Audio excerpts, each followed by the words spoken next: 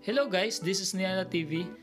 Ngayon, ipapakita ko sa inyo ang top 6 features na nagustuhan ko dito sa ating Tecno Camon 20 Pro 5G na running on iOS based on Android 13. Yung unang feature na nagustuhan ko dito sa device na to is yung pwede kang mag-hide ng apps, mga documents, recordings, pictures, videos. Okay. Una yung gagawin is i-click nyo lang ng matagal itong home screen. Tapos, lalabas yung desktop setting. And then, dito, guys, makikita nyo itong hidden apps. Ayan. So, dito, magkakaroon siya ng password. Magsasetup kayo ng password dito. Yung sa akin kasi, meron na agad na nakasetup to. So, enter ko lang yung password ko. Pagka-open nito, guys, ayan, pwede kayo mag-hide ng pictures. Kahit ilang pictures pa yan. Yung mga ayaw nyong makita na mga pictures ng inyong mga kaibigan kapag inirom yung phone nyo, or mga private na picture na gusto nyong i-hide. So, pwede yan dito. No? Halimbawa, itong screenshot. Ayan, confirm. Ayan, so nandito sila. So, mawawala ito sa inyong gallery, yung picture na hinide nyo dito. So, naka-private album na siya. No? Pwede rin siya na yung i-hide nyo is apps. Tulad ako, itong Field Runner app na to is ayaw kong paggamit sa mga pamangkin ko kapag iniron ng phone ko. Okay? So, pwede mo silang i-hide, or kung ano pa man na app yung gusto nyong i-hide is pwede nyong i-hide dito. Okay? Meron din siya yon, videos, recordings, documents. Okay? Punta na tayo sa pangalawa. Ang pangalawang features na nagustuhan ko ang multitasking. Paano naman yung multitasking? So, yung multitasking ganito siya. Kapag nag-open kayo ng app, bawa yung messages, tapos click nyo lang tong resend ng matagal, resend button. Ayun, mapupunta siya sa taas. Okay? So, halimbawa, punta tayo ng Chrome. Click nyo rin ng matagal. Okay. So, pwedeng dalawang floating apps na sabay yung nandito. Okay? So, pwede ka pang manood ng TikTok. Ayan. So, ang ganda niya, di ba? Kapag i-exit mo na yan, i-click mo lang, lalaki siya. Tapos, pwede mo siyang palakihin or i-close na. Okay? Ganon din sa app na to. Ayan. So, multitasking. Paano naman siya i-on? Kung naka-off yung option na option or yung feature na to, punta lang kayo ng setting. Tapos, punta kayo dito sa special function. Tapos, dito sa multitasking window or lightning multi-window. Tapos, i-on nyo lang siya dito. Ayan. So, dito siya. So, i-click nyo yan. May mga apps na hindi supported. Ibig sabihin, itong settings app na to, hindi siya pwedeng i-float. Okay? So, pili lang yung mga apps tulad ng Facebook, Messenger, Chrome, messaging app, mga ganun lang. Okay. Third feature na nagustuhan ko dito sa iOS system nitong ating Tecno Camon 20 Pro 5G ay ang side panel. So, side panel naman, halimbawa, side panel, tapos Facebook, ayan, magiging siyang floating din, kagaya nung lightning multi-window, okay, tapos side panel mo ulit, pwedeng dalawa yan YouTube naman. Okay, so, parehas silang gumagana at the same time, yung ating YouTube at yung ating Facebook. So, yung tatlong dot dito yung i-click nyo para na-adjust nyo siya kung saan nyo siya gustong ilagay. Ayan. So, kapag close nyo siya, close nyo. Pag gusto nyo lakihan, itong arrow na to. Okay. So, magiging full screen na siya. Ano naman siya on? Punta lang kayo ulit ng settings. Tapos, dito sa special function, hanapin nyo lang yan.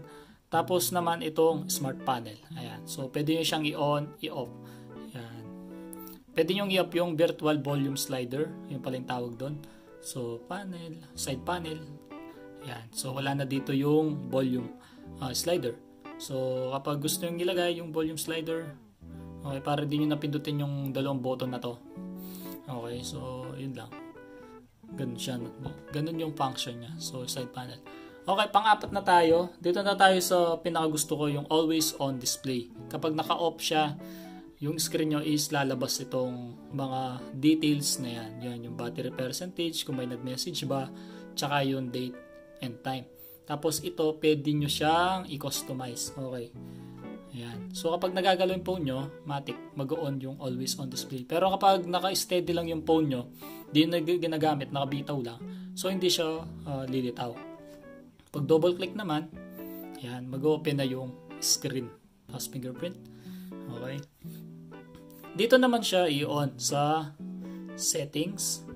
Tapos, search nyo lang. Pwede nyo search to always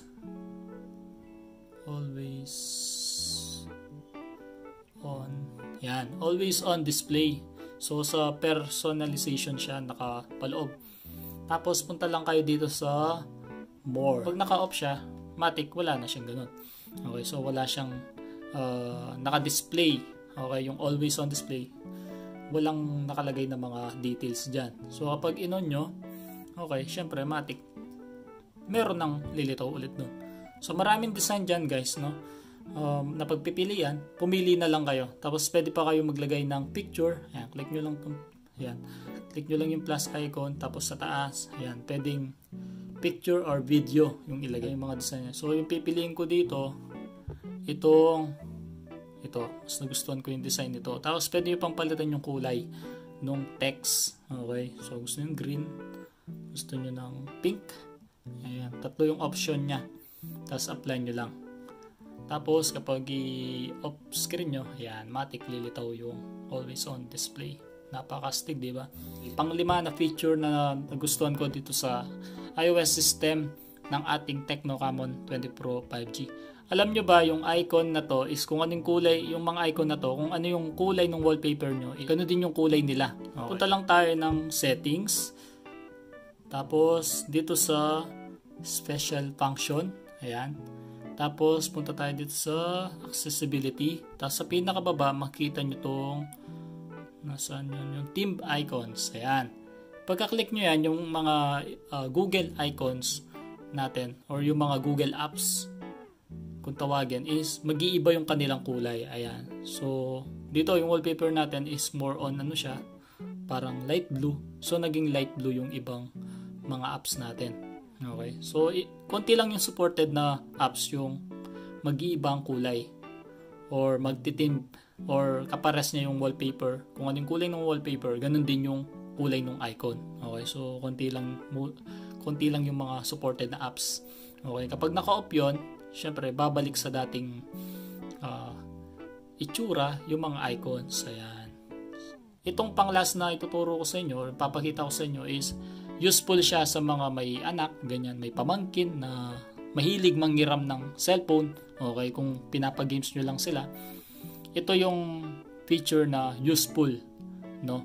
So, ito yon yung kids mode. Okay, meron tayong tinatawag na kids mode. Saan ba natin makikita yan? So, punta tayo ng setting. Tapos, dito tayo sa special function. Tapos, kung makikita nyo dito, itong kids mode. Ano naman tong kids mode? So, dito kasi, yung malilimit mo lang yung mga pwedeng gamitin ng bata na mga apps tulad ng mga YouTube, mga games, okay, mga ganyan. Tapos, pwede nyo siyang i-time limit, okay, per use. Kung gusto niyo 1 oras lang, okay, na gamitin yung isang apps na open niya, ganyan, 45 minutes, 30, no limit, pwede rin. Tapos meron din siyang auto eye care, tapos low battery protection, bad posture alert, okay, kapag hindi magandang posture ng bata kapag nanonood siya or ginagamit niya yung mga apps. Tapos naka kids mode.